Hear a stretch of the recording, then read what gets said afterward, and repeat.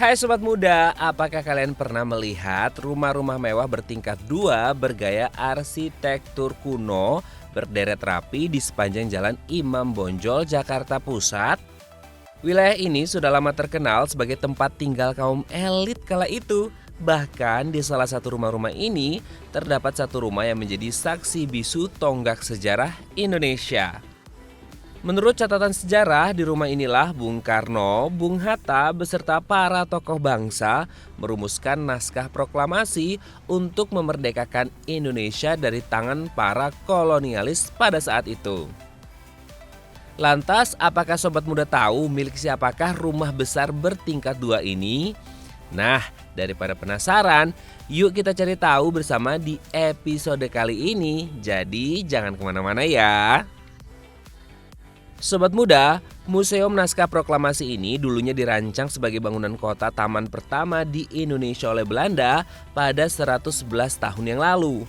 Namun gedungnya sendiri baru dibangun 10 tahun kemudian, tepatnya pada 1920. Memiliki luas tanah hampir 4.000 meter persegi dan luas bangunan sekitar 1.100-an meter persegi, gedung ini dibangun dengan gaya arsitektur Art Deco oleh Belanda. Kala itu, saat Perang Pasifik terjadi, Jepang pun akhirnya masuk dan mengambil alih Indonesia. Pada masa inilah, bangunan ini menjadi tempat tinggal bagi Laksamana Muda Tadashi Maeda. Sobat muda, Laksamana Maeda sendiri adalah seorang perwira tinggi Angkatan Laut Jepang yang memiliki andil besar dalam kemerdekaan Indonesia loh. Ya, saat Jepang tengah menjajah Indonesia, Laksamana Maeda menjabat sebagai Kepala Penghubung Angkatan Laut dan Angkatan Darat Tentara Kekaisaran Jepang. Meski demikian, Laksamana Maeda memiliki simpati terhadap perjuangan rakyat Indonesia dan bersedia membantu persiapan kemerdekaan Republik Indonesia. Tepatnya pada peristiwa pengeboman wilayah Hiroshima dan Nagasaki yang menyebabkan lumpuhnya kekuasaan Jepang di berbagai wilayah jajahannya termasuk Indonesia. Informasi Jepang yang mengaku kalah dari sekutu menyebar luas pada 15 Agustus 1945 dan mengakibatkan kosongnya kekuasaan atas Indonesia kala itu. Sehari setelahnya, Bung Karno dan Bung Hatta diculik oleh beberapa pemuda Kerekes Dengklok untuk mendesak keduanya segera memerdekakan Indonesia. Mendengar hal tersebut, Ahmad Subarjo yang pada waktu itu bekerja di kantor penasehat Angkatan Darat Jepang segera pergi ke Rengas Dengklok untuk bernegosiasi dengan para pemuda agar dapat membebaskan Bung Karno dan Bung Hatta. Permintaan tersebut pun terkabul, kedua tokoh bangsa tersebut dibebaskan dengan syarat proklamasi harus segera diumumkan tanpa bantuan Jepang. Sobat muda, dalam hitungan jam, akhirnya Bung Karno dan Bung Hatta berjibaku memeriksa kebenaran informasi pengakuan kekalahan Jepang terhadap sekutu.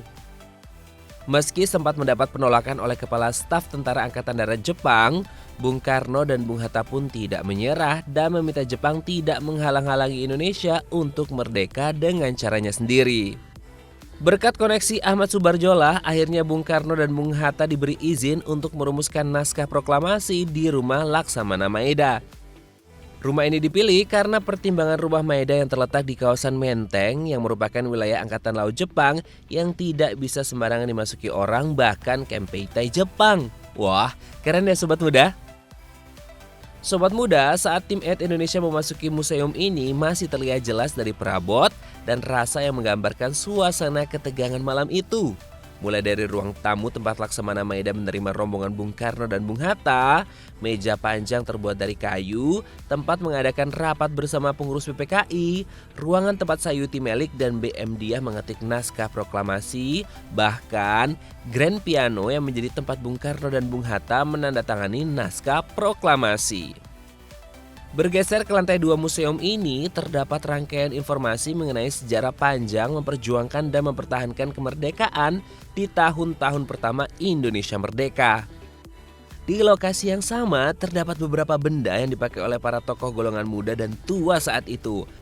Bahkan kamar mandi lengkap dengan bathtub, wastafel, dan kloset masih terlihat bersih.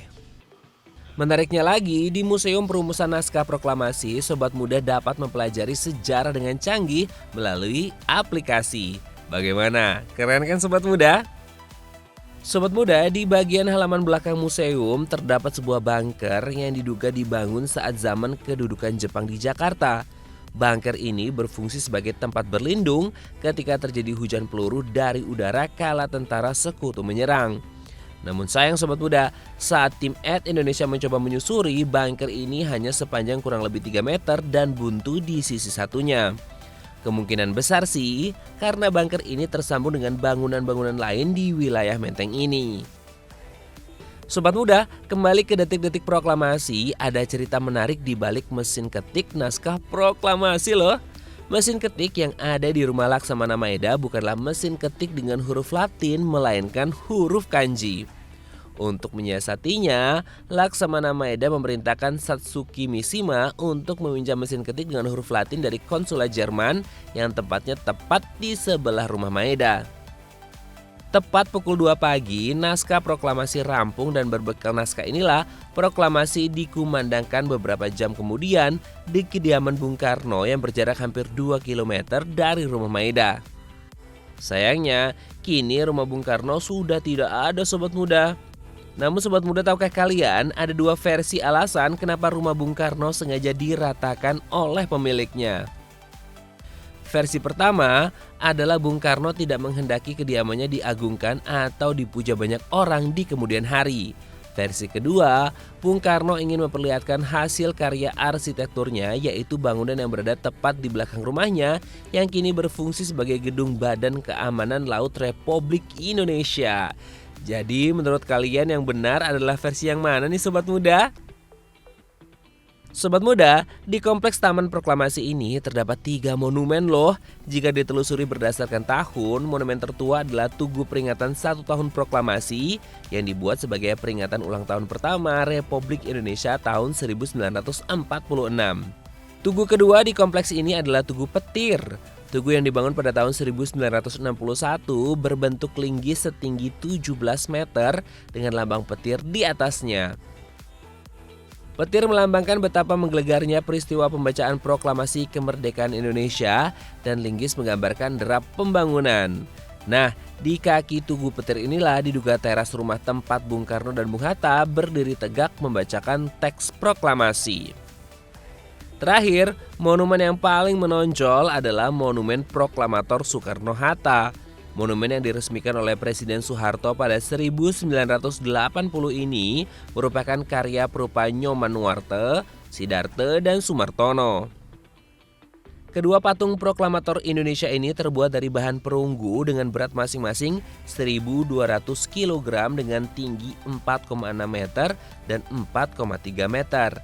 Tepat di belakang patung sang proklamator dibangun sebuah bangunan berbentuk 17 jalur dengan tinggi 8 meter dan jumlah gelombang pada tebing air terjun sebanyak 45 buah.